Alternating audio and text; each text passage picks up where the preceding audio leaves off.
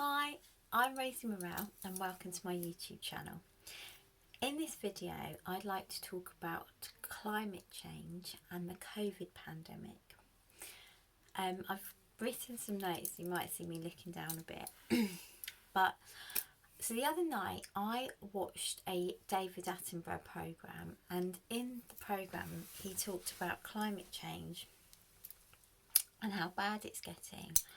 And I was nearly moved to tears. It actually really emotionally affected me. And then that night, I woke in the middle of the night, like gasping for air, like I couldn't breathe. And when I looked at it, I felt like it was the planet couldn't breathe, like Earth could not breathe. So I actually believe the current COVID pandemic and climate change is actually linked. Now, there may not be a link logically and scientifically according to the way our current science works. However, I'd like to suggest my insights from an emotional and spiritual perspective and possibly offer some food for thought on how we can individually make a difference to climate change, but also improve our lives emotionally and mentally. So melting ice is now pouring 14,000 tonnes of water per second into the oceans across the planet. A new survey finds that the region has contributed almost an inch to rising sea levels since 1971. So obviously that's because of climate change. The ice is melting and pouring it into the water. The global annual temperature has increased at an average rate of 0.0 degrees per decade since 1880 and over twice that rate since 1981. The 5 warmest years in the 1880 to 2019 records have all occurred since 2015, while 9 of the 10 warmest years have occurred since 2005. Now, the current belief is that this is all linked to the Industrial Revolution. The Industrial Revolution happened in the late 18th century, began in the late 18th century, and because carbon levels rose so much during that time, carbon actually stays in the atmosphere for around like 100 years or more. So this is why they think it's linked to the Industrial Revolution. So how does that link to COVID? So COVID affects our breathing, which I've said before, breathing is, in spiritual and emotional terms, is linked to grief. Again, in spiritual and emotional terms, water is linked to emotion. So when I personally look at this, it feels as if the earth is grieving for the lack of love we have for ourselves, each other and the planet. The rising temperature is actually scientifically believed to be linked to consumerism and travel, etc. So the way pollution. So with COVID, obviously we're not able to travel. I mean, in Britain anyway, because we're in a lockdown, and pretty much most of the world it's a pandemic. Also, so in Britain anyway, we can't socialise because of it's a lockdown. Also, there are limited shops open, literally only supermarkets. Obviously you can buy things online.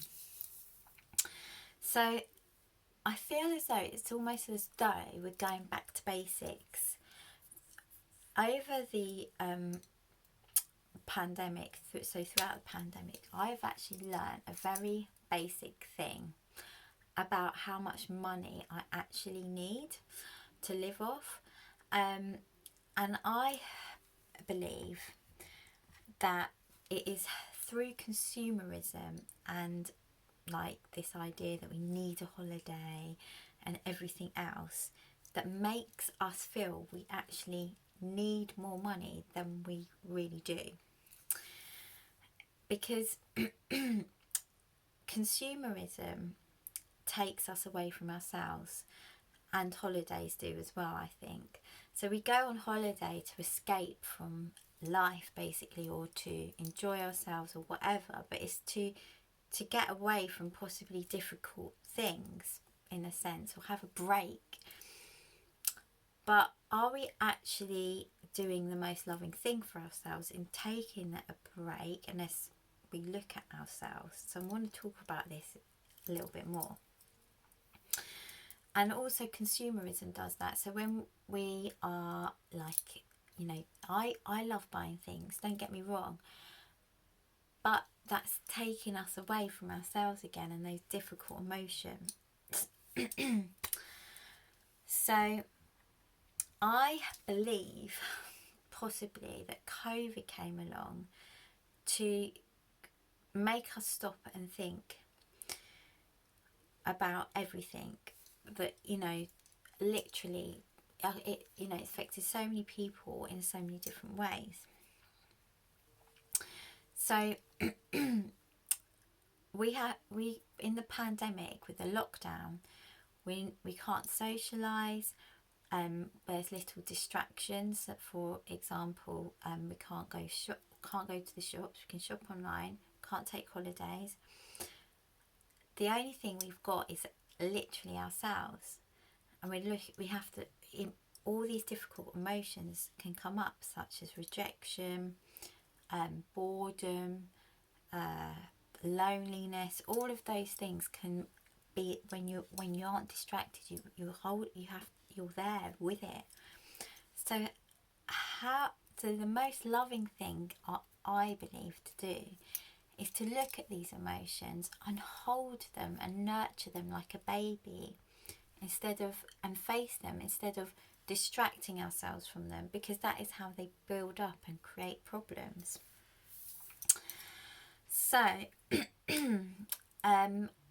you are actually loving yourself much more by facing them and holding them and working out what it's trying to show you.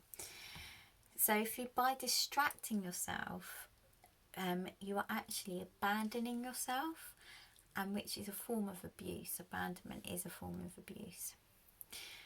So I believe, now how does this all work together? How does us being locked down, obviously we're not travelling as much, so we're causing less CO2 emissions, etc. But possibly not going to buy as much things, but we could be buying more online. But so how does it all work? So I believe that we literally create our reality. So I believe whatever we have got going on inside of us, mentally or emotionally, literally comes out externally. So I believe that if we do the inner work, you know, look at these things instead of either distracting ourselves from it, like watching the television or whatever, if we take the time to look at why we feel these difficult emotions and hold them like a little child, like our inner child, I believe that energy, that love, that nurture will ripple out to the world, and it would help climate change in a sort of spiritual and quantum way. So I believe that in doing the internal work will make the external environment change. I believe it goes hand in hand like a maths equation. It will balance perfectly. So it's just some food for thought, And if you have any questions about work I do or about this or whatever, you can email me. My email address will be in the description. Thank you so much for watching. God bless. Namaste.